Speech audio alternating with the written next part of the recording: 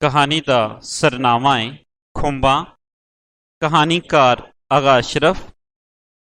धरती के कंढे उत्ते एक होर नवीं खुंब उगी। नवां सूरज चढ़िया। गवांढियां दी कंध उत्ते कुक्कड़ बोलिया ते बाबा अबरा जाग पिया।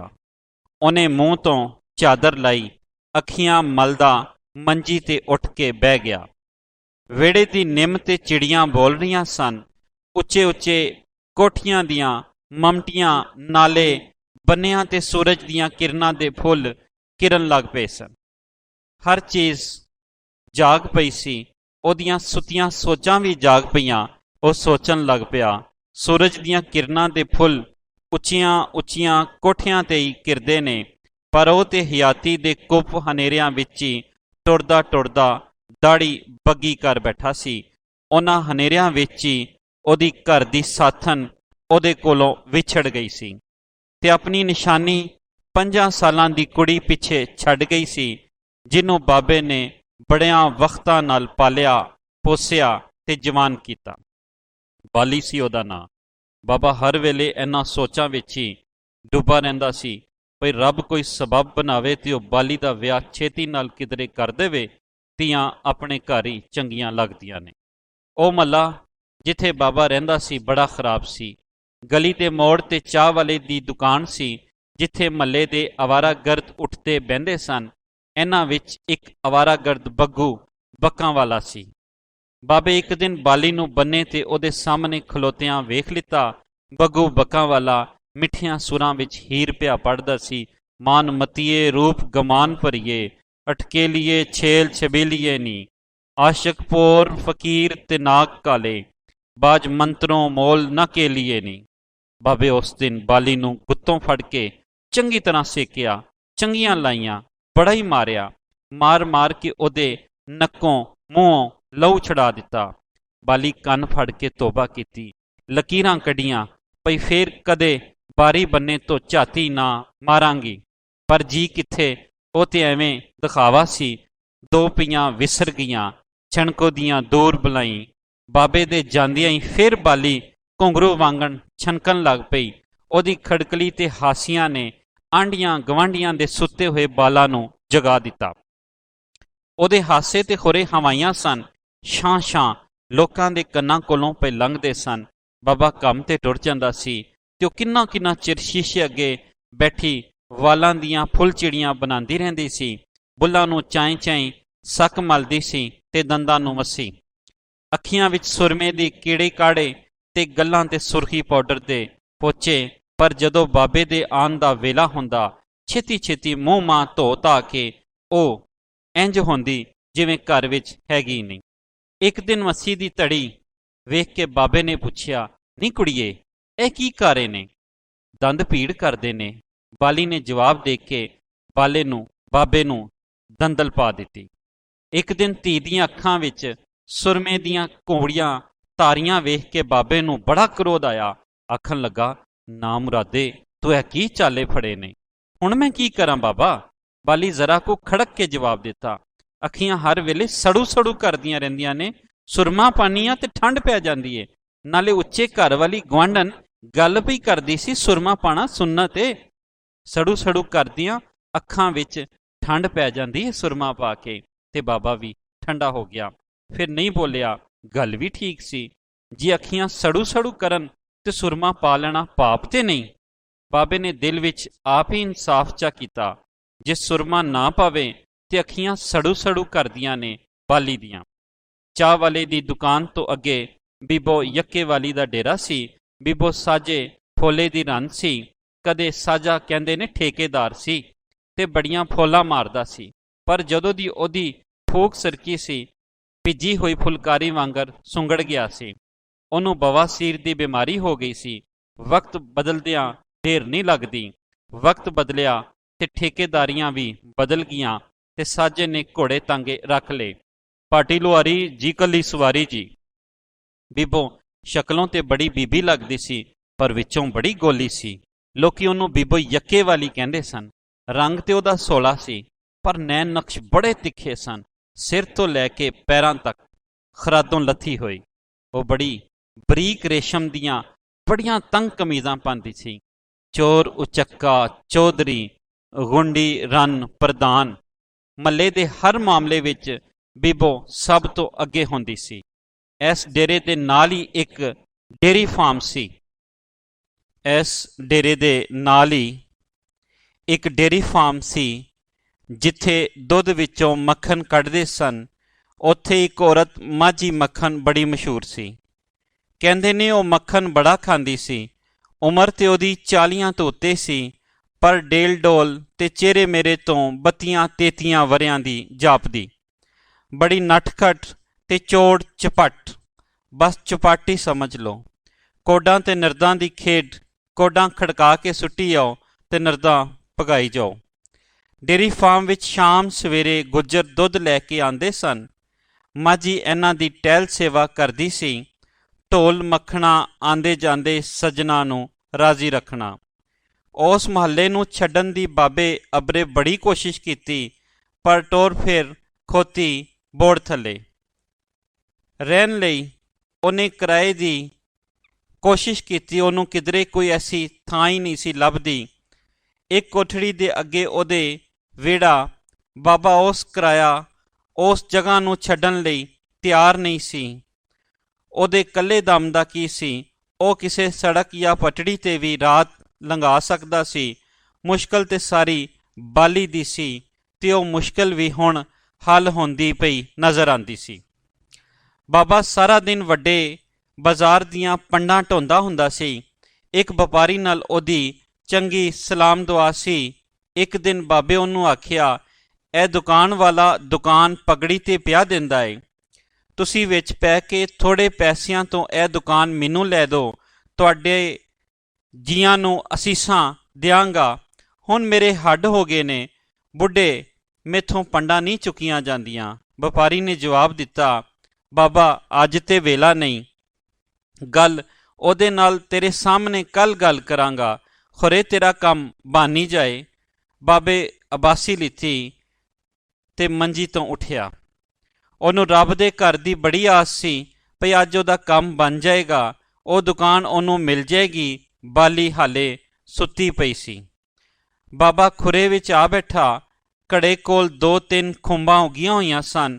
ਬਾਬੇ ਬੜੇ ਗੌਰ ਨਾਲ ਉਹਨੂੰ ਵੇਖਿਆ ਤੇ ਫਿਰ ਮਿੱਟੀ ਦਾ ਪਿਆਲਾ ਚੁੱਕ ਕੇ ਘੜੇ ਵਿੱਚੋਂ ਪਾਣੀ ਲਿੱਤਾ, ਮੂੰਹ ਤੇ ਛੱਟੇ ਮਾਰੇ, ਪਰ ਧਿਆਨ ਉਹਦਾ ਖੁੰਬਾਂ ਵਿੱਚ ਹੀ ਲੱਗਾ ਰਿਹਾ। ਖੁਰੇ ਅੱਜ ਮੇਰੀ ਕਿਸਮਤ ਦੀ ਵੀ ਕੋਈ ਖੁੰਬ ਉੱਗ ਪਵੇ। ਬਾਬਾ ਉਹਨਾਂ ਖੁੰਬਾਂ 'ਤੇ ਪਾਣੀ ਤਰੋਂਕਣ ਲੱਗ ਪਿਆ। ਐਨੇ ਚਿਰ ਵਿੱਚ ਬਾਲੀ ਵੀ ਜਾਗ ਪਈ। ਆਟਾ ਮੁੱਕਾ ਹੋਇਆ ਸੀ। ਬਾਬੇ ਉਹਨੂੰ ਛੇਤੀ ਨਾਲ ਆਟਾ ਲਿਆ ਦਿੱਤਾ ਤੇ ਰੱਬ ਦਾ ਨਾਂ ਲੈ ਕੇ ਕੰਮ 'ਤੇ ਟੁਰ ਪਿਆ। ਦਿਨ ਚੋਖਾ ਚੜ੍ਹ ਪਿਆ ਸੀ। ਉਹ ਡੇਅਰੀ ਫਾਰਮ ਕੋਲੋਂ ਲੰਘਿਆ ਤੇ ਕਿੰਨੇ ਸਾਰੇ ਰੇੜੇ ਖਲੋਤੇ ਹੋਏ ਸਨ। ਦੁੱਧਾਂ ਦੇ ਵਲਟੋਏ ਪਏ ਲੈਂਦੇ ਸਨ। ਮਾਝੀ ਚੁੱਲ੍ਹੇ ਅੱਗੇ ਬੈਠੀ ਗੋਸ਼ਤ ਭੁੰਨ ਰਹੀ ਸੀ ਤੇ ਬੁੱਲਾਂ ਉੱਤੇ ਸੱਕ ਪਈ ਮਲਦੀ ਸੀ।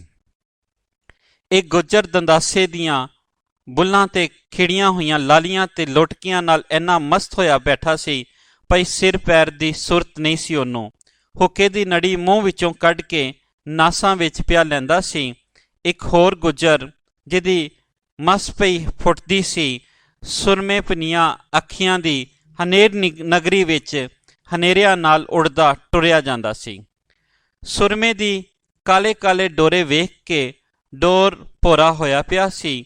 ਉਹਨੇ ਵੀ ਬੜੇ ਚਾਅ ਨਾਲ ਆਪਣੀ ਡੱਬ ਵਿੱਚੋਂ ਸੁਰਮੇ ਦਾਣੀ ਕੱਢੀ, ਸੁਰਮਚੂ ਕੱਢਿਆ, ਸਲਾਈ ਭਰ ਕੇ ਹੱਥ ਚੁੱਕਿਆ। ਧਿਆਨ ਸੀ ਉਹਦਾ ਢੋਲ ਮੱਖਣ ਵਿੱਚ। ਉਹਨੂੰ ਇਹ ਖਿਆਲ ਹੀ ਨਾ ਰਿਹਾ ਭਈ ਅੱਖੀਆਂ ਕਿੱਥੇ ਨੇ। ਸੁਰਮੇ ਦੀ ਭਰੀ ਸਲਾਈ ਉਹਨੇ ਕੰਨ ਵਿੱਚ ਵਾੜ ਲਿੱਤੀ। ਇੱਕ ਹੋਰ ਗੁੱਜਰ ਜਿਹਦਾ ਨਾਂ ਰਾਂਝਾ ਸੀ ਤੇ ਵੰਝਲੀ ਸੁਰ ਵਿੱਚ ਵਜਾਂਦਾ ਸੀ, ਰਿੰਡ ਦੇ ਬੂਟੇ ਕੋਲ ਖਲੋਤਾ ਸੀ ਤੇ ਢੋਲ ਮੱਖਣ ਨੂੰ ਬਿੱਤਰ ਬਿੱਤਰ ਪਿਆ ਵੇਖਦਾ ਸੀ। ਐਨੇ ਚਿਰ ਵਿੱਚ ਉਹਨੂੰ ਆਪਣੀ ਵਧੀ ਹੋਈ ਦਾੜੀ ਦਾ ਖਿਆਲ ਆਇਆ। ਸਾਹਮਣਿਓਂ ਟੁਰਿਆ ਆਂਦਾ ਸੀ ਨਾਈ, ਉਹਦੇ ਅੱਗੇ ਬਹਿ ਗਿਆ। ਧਿਆਨ ਸੀ ਦੂਜੇ ਪਾਸੇ। ਨਾਈ ਨੂੰ ਆਖਣਾ ਸੀ, ਦਾੜੀ ਮੁੰਜਾ, ਕਹਿ ਦਿੱਤਾ ਟਿੰਡ ਕਰ ਦੇ। ਉਹਨੇ ਛੇਤੀ ਛੇਤੀ ਟਿੰਡ ਕਰਕੇ ਕੋੜੇ ਤੇਲ ਨਾਲ ਖੂਬ ਲਸ਼ਕਾ ਦਿੱਤੀ। ਰਾਂਝਾ ਬਾਲਨਾਥ ਦੇ ਟਿੱਲੇ ਜਾ ਚੜ੍ਹਿਆ ਸੀ ਤੇ ਸਭ ਤੋਂ ਪਹਿਲਾਂ ਉਹਨਾਂ ਉਹਦੀ ਟਿੰਡ ਕੀਤੀ ਸੀ। ਜੋਗ ਦੀ ਪਹਿਲੀ ਪੌੜੀ ਤੇ ਗੁੱਜਰ ਉਸ ਵੇਲੇ ਮੱਖਣ ਦੇ ਟਿੱਲੇ ਤੇ ਜਾ ਚੜਿਆ ਸੀ। ਇਸ਼ਕ ਦੀ ਪਹਿਲੀ ਪੌੜੀ, ਮੱਖਣ ਖਾਓ ਤੇ ਮੁਰਲੀ ਵਜਾਓ। ਰਾਂਝੇ ਗੁੱਜਰ ਨੂੰ ਵੀ ਆਪਣੀ ਵੰਝਲੀ ਯਾਦ ਆ ਗਈ, ਪਰ ਉਹਦੀਆਂ ਅੱਖੀਆਂ ਤੇ ਡੁੱਬੀਆਂ ਹੋਈਆਂ ਸਨ ਮੱਖਣ ਦੇ ਪੇੜੇ ਵਿੱਚ। ਕੋਲ ਖਲੋਤੇ ਹੋਏ ਰੇੜੇ ਵਿੱਚੋਂ ਮਕਈ ਦਾ ਟਾਂਡਾ ਖਿੱਚ ਕੇ ਉਹਨੂੰ ਫੂਕਾਂ ਮਾਰਨ ਲੱਗ ਪਿਆ। ਉਹਨੂੰ ਇਹ ਪਤਾ ਹੀ ਨਾ ਲੱਗਾ ਭਈ ਮੁਰਲੀ ਬੋਲਦੀ ਵੀ ਏ ਕਿ ਨਹੀਂ। ਇਸ਼ਕ ਦੀਆਂ ਟਿੱਲਿਆਂ ਤੇ ਇੰਝ ਹੀ ਹੁੰਦਾ ਏ। ਮੁਰਲੀ ਕੀ ਸ਼ੈ ਏ, ਉੱਥੇ ਕਿਸੇ ਵੇਲੇ ਮੁਰਲੇ ਵੀ ਨਹੀਂ ਬੋਲਦੇ। ਪਰ ਇਸ਼ਕ ਹਕੀਕੀ ਦੇ ਟਿੱਲਿਆਂ ਦੀ ਹੋਰ ਗੱਲ ਏ, ਉਹਨਾਂ ਨੇ ਉਹ ਚੜ੍ਹਨਗੇ ਜਿਹੜੇ ਅੰਗ ਭਭੂਤ ਰਮਾ ਕੇ, ਕੰਨ ਪੜਵਾ ਕੇ ਜੋਗ ਲੈਣਗੇ। ਸਾਰੇ ਜੱਗ ਦੀਆਂ ਚੋਟਾਂ ਸਰੀਰ ਆਪਣੇ ਤੇ ਸਹਿਣਗੇ। ਇਸ਼ਕ ਮਜਾਜ਼ੀ ਨਹੀਂ, ਤਿਲਕਣਬਾਜ਼ੀ ਨਹੀਂ, ਭਈ ਮੱਖਣ ਮਲੀ ਜਾਓ ਤੇ ਤਿਲਕੀ ਜਾਓ। ਇੱਥੇ ਤਿਲਕਣਾ ਪਾਪ ਏ, ਪਰ ਇੰਨਾ ਉੱਚਾ ਕੌਣ ਜਾਂਦਾ ਹੈ, ਇਹਨਾਂ ਉੱਤੇ ਕੌਣ ਆਂਦਾ ਹੈ। ਹੀਰਾ ਜਦ ਡੇਅਰੀ ਫਾਰਮਾਂ ਵਿੱਚ ਮਿਲ ਜਾਣ ਤੇ ਟਿੱਲਿਆਂ ਤੇ ਜਾ ਕੇ ਕੰਨ ਪੜਵਾਉਣ ਦੀ ਕੀ ਲੋੜ ਹੈ। ਬਾਬਾ ਅਬਰਾ ਹੁਣ ਬੀਬੋ ਯੱਕੇ ਵਾਲੀ ਦੇ ਡੇਰੇ ਕੋਲ ਲੱਪੜ ਗਿਆ ਸੀ। ਮਾਲਸ਼ੀਆ ਇੱਕ ਘੋੜੇ ਨੂੰ ਮਾਲਿਸ਼ ਪਿਆ ਕਰਦਾ ਸੀ। ਬੀਬੋ ਰੌਂਸ ਹੇਠਾਂ ਪੀੜੀ ਡਾਈ ਬੈਠੀ ਸੀ, ਪੈਰਾਂ ਨੂੰ ਮਹਿੰਦੀ ਪਈ ਲਾਂਦੀ ਸੀ, ਮੂੰਹ ਵਿੱਚ ਪਾਨ ਸੀ, ਵਾਲ ਖਿਲੜੇ ਹੋਏ ਸਨ। ਪੁਰੇ ਦੀ ਹਵਾ ਉਹਨਾਂ ਨਾਲ ਪਈ ਖੇਡਦੀ ਸੀ। ਪੁਰੇ ਦੀ ਨਿਮੀ ਨਿਮੀ ਹਵਾ ਬੀਬੋ ਦੀਆਂ ਵਾਲਾਂ ਦੀ ਖਡੌਣੇ ਪਈ ਬਣਾਉਂਦੀ ਸੀ। ਕਦੇ ਫਨੀਅਰ ਸੱਪ, ਕਦੇ ਸ਼ੋ ਦਰਿਆਵਾਂ ਦੇ ਘੁੰਮਣ ਘੇਰ, ਕਦੇ ਉੱਡਦੀਆਂ ਪੰਛੀਆਂ ਨੂੰ ਫਾਨ ਵਾਲੇ ਜਾਲ। ਬੀਬੋ ਦੇ ਲੰਮੇ ਲੰਮੇ ਕਾਲੇ ਵਾਲ, ਪਰ ਬੀਬੋ ਦੀਆਂ ਨਜ਼ਰਾਂ ਘੋੜੇ ਦਾ ਗੋਸ਼ਤ ਪਿਆਂ ਟੋਂਦੀਆਂ ਸਨ, ਭਈ ਕਿੱਥੇ ਮੋਟਾ ਏ ਤੇ ਕਿੱਥੇ ਪਤਲਾ ਏ। ਤੇ ਬਾਬੇ ਦੀ ਖੋਪਰੀ ਵਿੱਚ ਇੱਕ ਹੋਰ ਸੋਚ ਆ ਵੜੀ, ਇੱਕ ਹੋਰ ਨਵੀਂ ਖੁੰਬ ਉੱਗੀ। ਉਹ ਸੋਚਣ ਲੱਗ ਪਿਆ, ਮੇਰੇ ਕੋਲੋਂ ਤੇ ਇਹ ਘੋੜਾ ਹੀ ਚੰਗਾ ਏ। ਦਿਨ ਤੋਂ ਲੈ ਕੇ ਸ਼ਾਮ ਤੱਕ ਪੰਡਾਂ ਚੁੱਕ ਚੁੱਕ ਮਰ ਜਾਈਦਾ ਏ, ਕਦੇ ਕਿਸੇ ਇਸ ਪਿੰਡੇ ਤੇ ਪੋਲਾ ਜਿਹਾ ਹੱਥ ਨਹੀਂ ਰੱਖਿਆ। ਤੇ ਘੋੜੇ ਦੀਆਂ ਮਾਲਸ਼ਾਂ ਹੁੰਦੀਆਂ ਨੇ। ਬਣਾਉਣ ਵਾਲਿਆ, ਬਾਬੇ ਆਪਣੇ ਦਿਲ ਵਿੱਚ ਨੀਲੀ ਛਤਰੀ ਵਾਲੇ ਨੂੰ ਹਾਕ ਮਾਰੀ, ਨੀਲੀ ਛਤਰੀ ਵਾਲਿਆ ਚੰਗਾ ਸੀ, ਜਾਨਵਰ ਬਣਾ ਦਿੰਦੋ। ਇਨਸਾਨ ਬਣ ਕੇ ਅਸੀਂ ਆਪਣਾ ਕੀ ਬਣਾਇਆ ਏ, ਤੇਰਾ ਕੀ ਬਣਾਇਆ ਏ। ਸਾਨੂੰ ਬਣਾਉਣ ਦੀ ਤੈਨੂੰ ਕੀ ਲੋੜ ਪੈ ਗਈ। ਜੇ ਤੂੰ ਜ਼ਰੂਰੀ ਸਾਨੂੰ ਬਣਾਉਣਾ ਸੀ ਤੇ ਆਪਣੀ ਛਤਰੀ ਨਾਲ ਹੀ ਕੁਝ ਬਣਾ ਕੇ ਟੰਗ ਲੈਂਦੋ। ਇਹਨਾਂ ਗਿੱਲੀਆਂ ਸੁੱਕੀਆਂ ਮਿੱਟੀਆਂ ਵਿੱਚ ਤੇ ਨਾ ਰਲਦੇ, ਚੰਗਾ ਸੀ ਕਿਧਰੇ ਉੱਤੇ ਹੀ ਟੰਗੇ ਰਹਿੰਦੇ। ਇੱਥੇ ਤੇ ਸਾਰੇ ਹੀ ਟਾਂਕੇ ਉਧੜ ਗਏ ਨੇ। ਜ਼ੋਰਾਵਰਾ ਡਾਢਿਆਂ ਦਿਆ ਡਾਢਿਆ। ਨੀਵੀਂ ਸੁੱਟ ਕੇ ਟੁਰਦਾ ਟੁਰਦਾ ਬਾਬਾ ਅਬਰਾ ਚਾਹ ਵਾਲੇ ਦੀ ਦੁਕਾਨ ਤੋਂ ਜ਼ਰਾ ਕੁ ਅੱਗੇ ਲੰਘਿਆ ਤੇ ਉਹਨੂੰ ਆਪਣੇ ਸ਼ਹਿਰ ਦੀ ਗਾਨ ਵਜਾਉਣ ਵਾਲੀ ਈਦਨ ਬਾਈ ਮਿਲ ਗਈ। ਉਹ ਆਪਣੇ ਭਰਾ ਦੀ ਕਾਕੀ ਨੂੰ ਡਾਕਟਰ ਕੋਲ ਲਿਆਈ ਸੀ। ਬਾਬੇ ਨੂੰ ਵੇਖ ਕੇ ਖਲੋ ਗਈ। ਕਿਸੇ ਜ਼ਮਾਨੇ ਵਿੱਚ ਬਾਬਾ ਉਹਦੀ ਕਟੜੀ ਵਿੱਚ ਕਿਰਾਏਦਾਰ ਰਹਿ ਚੁੱਕਿਆ ਸੀ। ਈਦਨ ਬਾਈ ਜਦੋਂ ਕਦੇ ਕਿਧਰੇ ਮਿਲਦੀ ਸੀ, ਬਾਲੀ ਦਾ ਜ਼ਰੂਰ ਪੁੱਛਦੀ ਸੀ।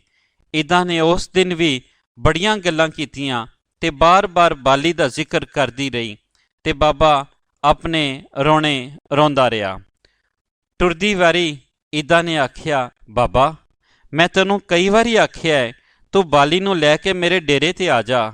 ਰੱਬ ਦਾ ਦਿੱਤਾ ਬਹੁਤ ਕੁਛ ਏ, ਇਹ ਤੇਰਾ ਪੰਡਾਂ ਢੋਣ ਦਾ ਵੇਲਾ ਵਕਤ ਨਹੀਂ ਏ। ਇੱਕ ਥਾਂ ਬਹਿ ਕੇ ਰੱਬ ਰੱਬ ਕਰ ਛੱਡਿਆ ਕਰ। ਛੱਡ ਪਰਾਂ ਕੀ ਵਕਤ ਪਾਇਆ ਹੋਇਆ ਈ ਆਪਣੀ ਜਾਨ ਨੂੰ, ਤੇਰਿਆਂ ਕੁੱਤਿਆਂ ਨੂੰ ਵੀ ਰੋਟੀਆਂ। ਰੱਬ ਤੇਰੀ ਖੈਰ ਕਰੇ ਬੀਬੀ, ਜਿਉਂਦੀ ਵਸਦੀ ਰੋ, ਰੱਬ ਤੈਨੂੰ ਬਹੁਤਾ ਬਹੁਤਾ ਦੇਵੇ। ਬਾਬੇ ਅਬਰੇ ਨੇ ਅਸੀਸ ਦਿੱਤੀ। ਈਦਾਂ ਟੁਰ ਗਈ ਤੇ ਬਾਬਾ ਵੀ ਬਾਜ਼ਾਰ ਵੱਲ ਟੁਰ ਪਿਆ। ਹਰ ਪਾਸੇ ਰੌਣਕਾਂ ਲੱਗੀਆਂ ਹੋਈਆਂ ਸਨ। ਮੁਲਕ ਮਾਈ ਦਾ ਵਸੇ, ਕੋਈ ਰੋਵੇ ਤੇ ਕੋਈ ਹੱਸੇ। ਕਿਸੇ ਦੀ ਜੰਝ, ਕਿਸੇ ਦਾ ਜਨਾਜ਼ਾ, ਕੋਈ ਪੈਦਲ, ਕੋਈ ਸਵਾਰੋ ਸਵਾਰ। ਵੰਨ ਸਵੰਨੀਆਂ ਬੋਲੀਆਂ ਤੇ ਵੰਨ ਸਵੰਨੇ ਪੰਛੀ। ਕਿਧਰੇ ਜਿਨਸਾਂ ਦੇ ਖੁੱਲ੍ਹੇ ਸੌਦੇ, ਕਿਧਰੇ ਚੋਰ ਬਜ਼ਾਰੀ ਤੇ ਧਾੜਾ ਮਾਰੀ, ਕਿਧਰੇ ਕਿਸੇ ਪਾਟੇ ਖਾਨ ਤੇ ਰਾਣੀ ਖਾਨ ਦਾ ਰੌਲਾ, ਕਿਧਰੇ ਕਿਸੇ ਸ਼ੇਖ ਚਿਲੀ ਦੇ ਹਾਸੇ। ਦੁਨੀਆ ਹਰ ਰੰਗ ਵਿੱਚ ਵਸਦੀ ਏ। ਬਾਬਾ ਛੇਤੀ ਛੇਤੀ ਆਪਣੇ ਯਾਰ ਬਿਵਾਰੀ ਦੀ ਦੁਕਾਨ ਤੇ ਪਹੁੰਚਿਆ ਤੇ ਉਹਦੇ ਯਾਰ ਨੇ ਉਹਨੂੰ ਇਹ ਖੁਸ਼ਖਬਰੀ ਸੁਣਾਈ, ਭਈ ਬਾਬਾ ਤੇਰਾ ਕੰਮ ਹੋ ਗਿਆ ਹੈ। ਆਖਣ ਲੱਗਾ, ਦੁਕਾਨਦਾਰ 300 ਮੰਗਦਾ ਏ, ਤੇਰੇ ਕੋਲ ਕੀ ਏ? ਬਾਬੇ ਨੇ ਫੋਈ ਫੋਈ ਕਰਕੇ 200 ਰੁਪਇਆ ਜੋੜਿਆ ਹੋਇਆ ਸੀ। ਬੋਲਿਆ, ਮੇਰੇ ਕੋਲ ਤੇ 200 ਰੁਪਇਆ ਏ। ਚੰਗਾ ਫਿਰ 100 ਮੈਂ ਆਪਣੇ ਪੱਲਿਓਂ ਪਾ ਦੇਣਾ, ਬਾਬਾ ਤੇਰਾ ਕੰਮ ਹੋ ਜਾਏਗਾ। ਵਪਾਰੀ ਨੇ ਆਖਿਆ, ਰੱਬ ਤੇਰਾ ਭਲਾ ਕਰੇ, ਤੈਨੂੰ ਤੱਤੀ ਹਵਾ ਨਾ ਲਾਏ, ਤੇਰੇ ਮਾਲ ਜਾਨ ਦੀ ਖੈਰ, ਕਦੇ ਥੁੜ ਕੇ ਨਾ ਬਵੇਂ, ਰੱਬ ਤੈਨੂੰ ਇਸ ਤੋਂ ਵੀ ਬਹੁਤਾ ਦੇਵੇ। ਬਾਬਾ ਖੁਸ਼ੀ ਵਿੱਚ ਉਹਦੇ ਨਾਲ ਚਿਮੜ ਕੇ ਬੋਲਿਆ, ਮੈਂ ਕੱਲ੍ਹ ਤੈਨੂੰ ਆਪਣੀ ਸਾਰੀ ਰਕਮ ਲਿਆ ਦਾਂਗਾ। ਬਾਬਾ ਵੀ ਸਾਰਾ ਦਿਨ ਖੁਸ਼ੀ ਖੁਸ਼ੀ ਆਪਣਾ ਕੰਮ ਕਰਦਾ ਰਿਹਾ ਤੇ ਰਾਤ ਪਈ ਘਰ ਵੱਲ ਟੁਰ ਪਿਆ। ਉਹ ਡੇਅਰੀ ਫਾਰਮ ਕੋਲ ਅੱਪੜਿਆ ਤੇ ਗੁੱਜਰ ਮਾਝੀ ਮੱਖਣ ਨੂੰ ਟਾਂਗੇ ਤੇ ਪਾ ਕੇ ਡਾਕਟਰ ਕੋਲ ਲਿਜਾਂਦੇ ਪਏ ਸਨ। ਮਾਝੀ ਟਾਂਗੇ ਵਿੱਚ ਮੋਦੀ ਲੇਟੀ ਹੋਈ ਸੀ। ਅੰਡ ਨਾ ਗਵੰਡ ਨਾ ਬੂਹਿਆਂ ਬਾਰਿਆਂ ਵਿੱਚ ਪਿੱਛੇ ਲੁਕ ਲੁਕ ਕੇ ਉਹਨੂੰ ਪੀਆਂ ਵੇਖਦੀਆਂ ਸਨ। ਸ਼ਰਾਬ ਪੀ ਕੇ ਮਾਝੀ ਸਾਰਾ ਦਿਨ ਦਿਲ ਪਸ਼ੋਰੀ ਕਰਦਿਆਂ ਦੀਆਂ ਪਸ਼ੋਰੀ ਨਸਵਾਰ ਬਣ ਗਈ ਸੀ। ਟਾਂਗਾ ਜਿੱਥੋਂ ਲੰਘਦਾ ਸੀ ਹਰ ਸ਼ੈ ਨਿਛਾਂ ਪਈ ਮਾਰਦੀ ਸੀ। ਬਾਬਾ ਬੀਬੋ ਦੇ ਡੇਰੇ ਅੱਗੋਂ ਲੰਘਿਆ ਤੇ ਕੁੱਫ ਹਨੇਰੇ ਵਿੱਚ ਰੌਂਸ ਤੇ ਨੀਮਾ ਦੀਵਾ ਪਿਆ ਬਲਦਾ ਸੀ, ਜਿਹਦੀ ਸੌਂਦੀ ਜਾਗਦੀ ਲੋਹ ਵਿੱਚ ਕੋਠੜੀ ਦਾ ਬੂਹਾ ਠੱਕ ਕਰਕੇ ਖੁੱਲਿਆ। ਬੀਬੋ ਬਾਹਰ ਨਿਕਲੀ। ਉਹਦੇ ਵਾਲ ਖਿਲਰੇ ਹੋਏ ਸਨ, ਕਮੀਜ਼ ਪੁੱਠੀ ਪਾਈ ਹੋਈ ਸਾ, ਪੈਰੋਂ ਨੰਗੀ ਸੀ। ਨਸ਼ੇ ਵਿੱਚ ਪੈਰ ਰੱਖਦੀ ਕਿਧਰੇ ਸੀ ਤੇ ਪੈਂਦਾ ਕਿਧਰੇ ਸੀ। ਛੇਤੀ ਨਾਲ ਉਹਨੇ ਘੋੜੇ ਦੇ ਗਲ ਨੂੰ ਜੱਫਾ ਪਾ ਲਿਆ। ਉਹਦਾ ਮੂੰਹ ਚੁੰਮਣ ਲੱਗ ਪਈ, ਗਾਣ ਲੱਗ ਪਈ, ਚਲੀ ਪਿਆਰ ਦੀ ਹਵਾ ਮਸਤਾਨੀ ਤੇ ਕੁੰਡ ਲੈ ਗਏ ਕਲੀਆਂ ਦੇ। ਬਾਬਾ ਹੱਸਿਆ ਤੇ ਛੇਤੀ ਛੇਤੀ ਪੈਰ ਪੁੱਟਦਾ ਆਪਣੇ ਘਰ ਜਾ ਵੜਿਆ।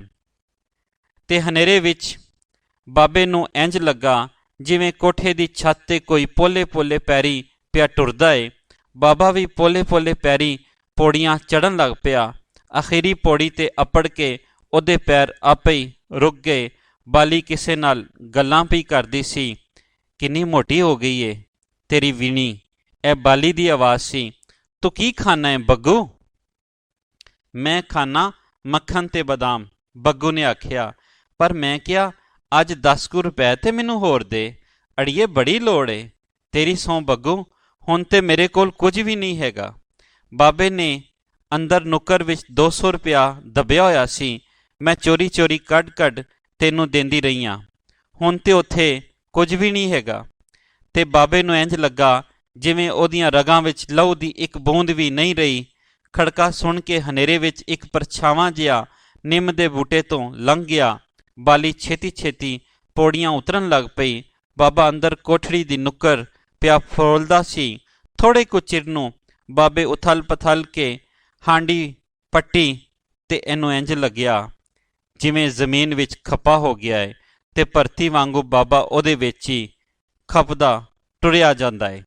ਹਾਂਡੀ ਖਾਲੀ ਸੀ ਤੇ ਬਾਬੇ ਦੇ ਕਲਬੂਤ ਦੀ ਹਾਂਡੀ ਵੀ ਖਾਲੀ ਹੋ ਗਈ। ਉਹਦੇ ਆਸੇ ਪਾਸੇ ਧੁਖਦੇ ਹਨੇਰੇ ਹੋਰ ਗੂੜੇ ਹੋ ਗਏ।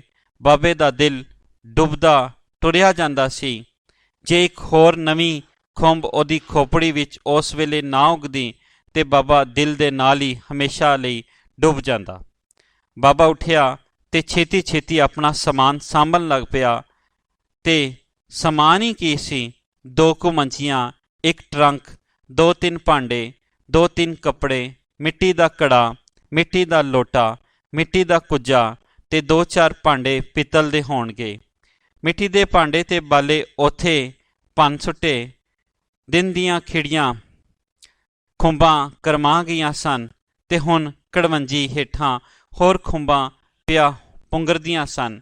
ਬਾਬੇ ਮੰਜੀ ਤੇ ਮੰਜੀ ਮੁੱਧੀ ਮਾਰੀ, ਸੰਦੂਕ ਤੇ ਭਾਂਡੇ ਉਹਦੇ ਉੱਤੇ ਰੱਖੇ ਤੇ ਬਾਲੀ ਨੂੰ ਲੈ ਕੇ ਟੁਰ ਪਿਆ। ਇੱਕ ਬਾਜ਼ਾਰ ਵੀ ਲੰਘ, ਦੂਜਾ ਵੀ ਲੰਘ, ਤੀਜਾ ਵੀ ਲੰਘ। ਸੁੰਜੇ ਤੇ ਹਨੇਰੇ ਬਾਜ਼ਾਰ ਲੰਘ ਕੇ ਉਹ ਇੱਕ ਹੋਰ ਬਾਜ਼ਾਰ ਵਿੱਚ ਆ ਵੜਿਆ ਜਿੱਥੇ ਹਰ ਪਾਸੇ ਚਾਨਣ ਹੀ ਚਾਨਣ ਸੀ। ਬੜੀ ਚਹਿਲ ਪਹਿਲ ਹੋ ਰਹੀ ਸੀ। ਹਰ ਸ਼ੈ ਅਗਰਬੱਤੀ ਵਾਂਗਰ ਪਈ ਧੁਖਦੀ ਸੀ। ਖੁਸ਼ਬੂਆਂ ਦੀਆਂ ਲਿਪਟਾਂ ਆ ਰਹੀਆਂ ਸਨ। ਘੁੰਗਰੂ ਛਣਕ ਰਹੇ ਸਨ। ਸੁਰਾਂ ਦੀ ਫੁਹਾਰ ਪੈ ਰਹੀ ਸੀ। ਉੱਚੇ ਮਕਾਨ, ਹਵੇਲੀਆਂ, ਚੁਬਾਰੇ, ਸਜੇ ਸਜਾਏ ਚੌਕ, ਦੁਕਾਨਾਂ, ਹੁਸਨ ਦੀਆਂ ਖੁੰਬਾਂ ਹਨੇਰਿਆਂ ਵਿੱਚ ਖਿੜ ਪਈਆਂ ਸਨ। ਬਾਲੀ ਚੋਰ ਅੱਖੀਆਂ ਨਾਲ ਇਹਨਾਂ ਨੂੰ ਪਈ ਵੇਖਦੀ ਸੀ ਤੇ ਮੁਸਕਾਉਂਦੀ ਸੀ। ਇੱਕ ਹਲਵਾਈ ਦੀ ਦੁਕਾਨ ਕੋਲ ਅੱਪੜ ਕੇ ਬਾਬੇ ਨੇ ਬਾਲੀ ਨੂੰ ਇੱਕ ਥਾਂ ਖਲਾ ਕੀਤਾ ਤੇ ਹਲਵਾਈ ਕੋਲੋਂ ਪੁੱਛਿਆ, ਕਿਉਂ ਭਾਈ ਇੱਦਾਂ ਦਾ ਮਕਾਨ ਕਿਹੜਾ ਹੈ? ਕਿਉਂ ਭਾਈ ਇੱਦਾਂ ਦਾ ਮਕਾਨ ਕਿਹੜਾ ਹੈ? ਉਹ ਜਿਹਦੇ ਬਾਹਰ ਬੱਤੀ ਬਲ ਰਹੀ ਏ, ਜਿੱਥੇ ਭੇਡੂ ਬੱਝਾ ਹੋਇਆ ਏ। ਹਲਵਾਈ ਨੇ ਜਵਾਬ ਦਿੱਤਾ। ਬਾਬੇ ਪਿੱਛਾ ਹਟ ਕੇ ਬਾਲੀ ਨੂੰ ਵੇਖਿਆ। ਉਹ ਚੌਕ ਵਿੱਚ ਖਲੋਤੇ ਹੋਏ ਮੁੰਡਿਆਂ ਦੀ ਟੋਲੀ ਨੂੰ ਪਈ ਵੇਖਦੀ ਸੀ। ਬਾਬੇ ਉਹਨੂੰ ਆਵਾਜ਼ ਮਾਰੀ, ਆ ਵੀ ਕੁੜੀਏ। ਬਾਲੀ ਆਵਾਜ਼ ਸੁਣ ਕੇ ਤ੍ਰਿਭਕ ਗਈ ਤੇ ਛੇਤੀ ਨਾਲ ਬਾਬੇ ਦੇ ਕੋਲ ਆ ਗਈ। ਬਾਬੇ ਉਹਦੀ ਬਾਂਹ ਫੜ ਲਿੱਤੀ। ਬੱਤੀ ਦੀ ਰੋਸ਼ਨਾਈ ਵਿੱਚ ਆ ਕੇ ਇੱਦਾਂ ਦੇ ਮਕਾਨ ਦੇ ਬੂਹੇ ਅੱਗੇ ਬਾਬਾ ਖਲੋ ਗਿਆ ਤੇ ਆਪਣੇ ਆਸੇ ਪਾਸੇ ਇੱਕ ਝਾਤੀ ਮਾਰੀ ਸੂ। ਫਿਰ ਇੱਕ ਦੋ ਉਲਾਂਘਾਂ ਪੱਟ ਕੇ ਛੇਤੀ ਨਾਲ ਬੂਹੇ ਦੇ ਅੰਦਰ ਜਾ ਵੜਿਆ ਤੇ ਨਾਲ ਦੇ ਚੁਬਾਰੇ ਵਿੱਚੋਂ ਤਬਲੇ ਦੀ ਥਾਪ ਗੂੰਜੀ। ਘੁੰਗਰੂ ਛਣਕੇ, ਸੁਰਾਂ ਦੀ ਫੁਹਾਰ ਪੈਣ ਲੱਗ ਪਈ। ਕੋਈ ਸੁਰੀਲੀ ਆਵਾਜ਼ ਲਿਸ਼ਕੀ, ਆ ਜਾ ਮੇਰੀ ਫੜ ਲੈ ਬਾਂਹ। ਅੱਖੀਆਂ ਹਾਰ ਗਈਆਂ, ਅੱਖੀਆਂ ਹਾਰ ਗਈਆਂ। ਅਸਮਾਨ ਦੀਆਂ ਖੁੰਬਾਂ ਬੱਦਲਾਂ ਵਿੱਚ ਲੁਕ ਗਈਆਂ ਸਨ ਤੇ ਬੱਦਲਾਂ ਵਿੱਚੋਂ ਨਿੱਕੀਆਂ ਨਿੱਕੀਆਂ ਟਾਵੀਆਂ ਟਾਵੀਆਂ ਕਣੀਆਂ ਡਿੱਗਣ ਲੱਗ ਪਈਆਂ ਸਨ। ਚੌਕ ਵਿੱਚ ਖਲੋਤੇ ਹੋਏ ਮੁੰਡਿਆਂ ਦੀ ਟੋਲੀ ਵਿੱਚੋਂ ਆਵਾਜ਼ ਆਈ, ਇੱਕ ਹੋਰ ਨਵੀਂ ਖੁੰਬ ਉੱਗੀ ਏ, ਇੱਕ ਹੋਰ ਨਵੀਂ ਖੁੰਬ ਉੱਗੀ ਏ।